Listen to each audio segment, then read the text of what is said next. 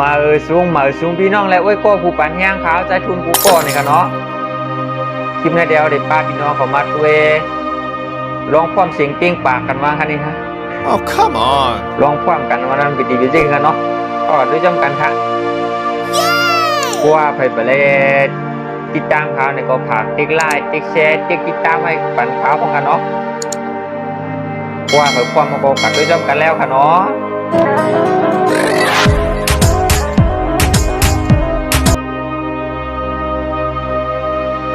คลิปนี้เด็ดเลยว่าปิ่นลองยามปิ่นยามเมื่อลองหอมรวมความมาเดี่ยมหัว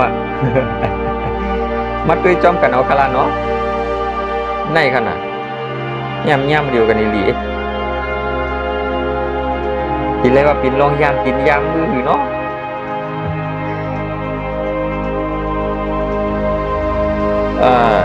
อันนี้ก็เฮ็ดมาถึงหนาวคาในยามปิ่นยามเบื่อคายนี่วะเนี่ยอันนี้หนามตองหรือเลี้ยงขึ้นยันลงจงขึ้นไรว้าว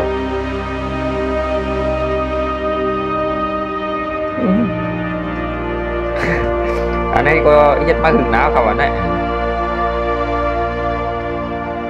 โอ้เป็นเอาอย่างชิดคอลินกว่าโอ้โหง่ายไปเยอะว้าว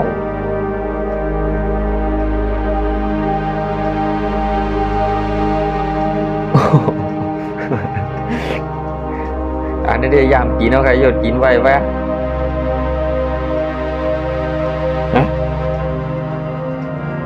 เปล่าคนขึ้นตัดยืยาล่ะ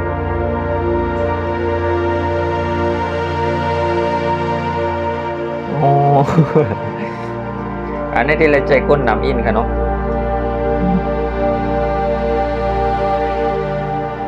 นี่กูขายมาหึงเอายามกินเอาข้าวคาเต้นี่วะเนี่ยโอ้เพื่อนเอาหนึ่งอันเขาได้เอาสองสามอันวะ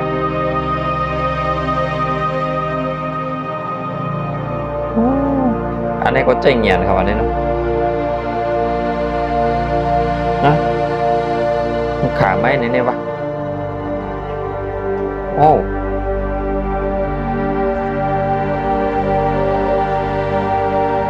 โอ้โอ้นี่ก็เรียกว่าเงียนลีกันเนาะ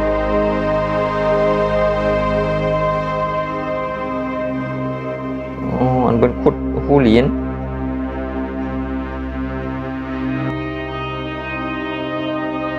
ห้างหมอกโอ้ง่ายเงียบฮะ ตั้งดีบนขี่สเก็ตบอร์ดนั่นแหละ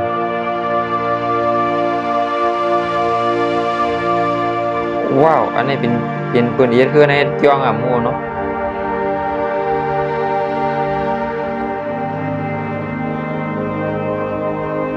อันนี้มันอีหยังวะ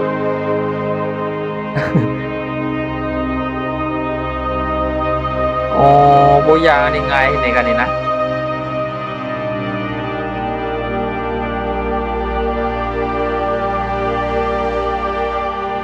เลยว่าการไม่ว่างตัวนี้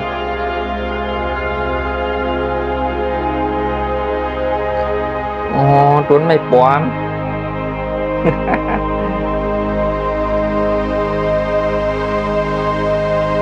นั่นแหละก็เลยว่าสุดยอดค่ะ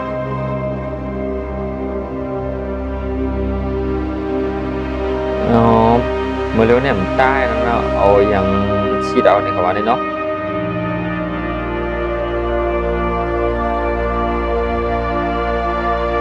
ว้าว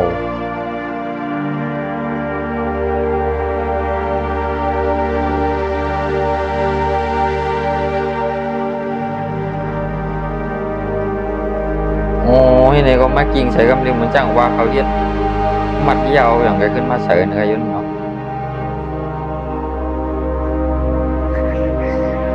เขาแค่ไหนอันบินหมอกหูจ้วงที่ไหนนะ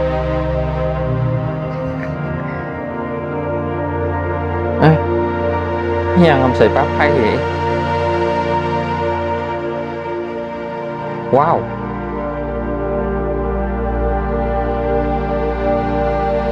อ๋ออันเปิ้นเฮ็ดเฮือนกับอันเหมือนมาในขนาดนั้นนะเปิ้นเฮ็ดยาวกว่าหลุมมาสิว่าแววค่ะ ล่สิบหลอด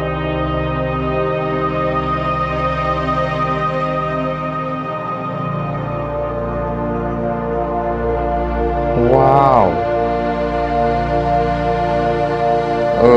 ผักหลุงเกียบเป็ดอินครับวะเนี่ยโอ้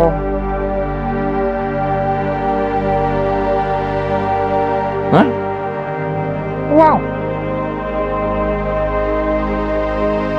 ว้าวอันนี้เขียนชุดยอดวะ โอ้มันขึ้นกว่าอะไรเฮ็ดจึงคือวะ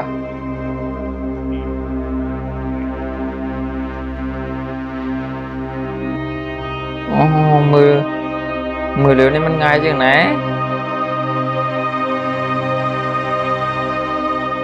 ว้าว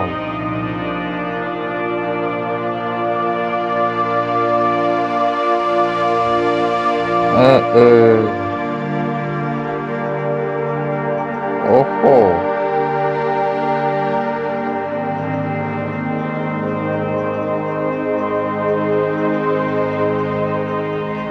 มือเลี้ยวในมีโค้ดเจออะไรก็เมี่ยวอะครับเอาไงเนี่ย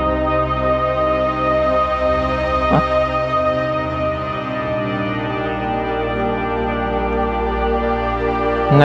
มันเฮ็ดอีสัง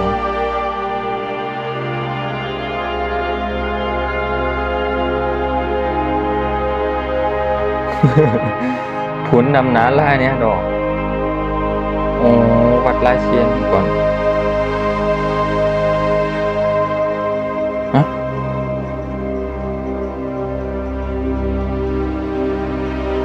อ๋อข้านเอากว่ามาปั่นกันเดี๋ยวนะ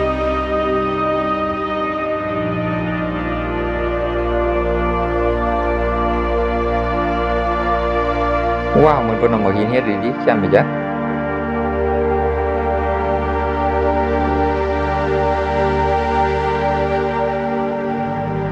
โอ้โหว้าว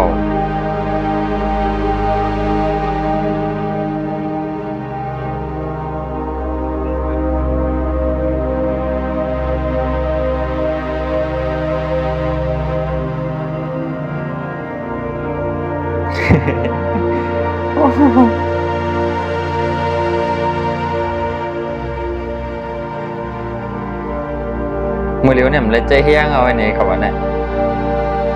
เปิ่นใจแห้งมันใจเงียนเขาอ่ะ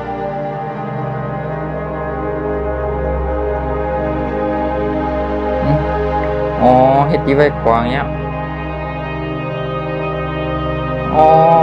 เลยว่าลกไล่ดี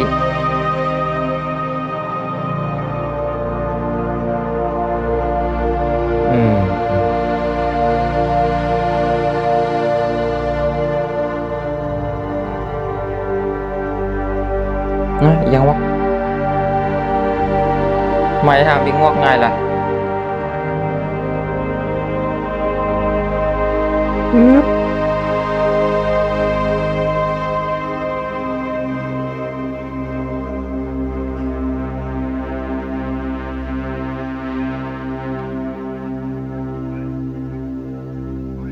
มาซุบใส่ก็ซ้ำเมียนเอากำเหลียว นะครับเนาะ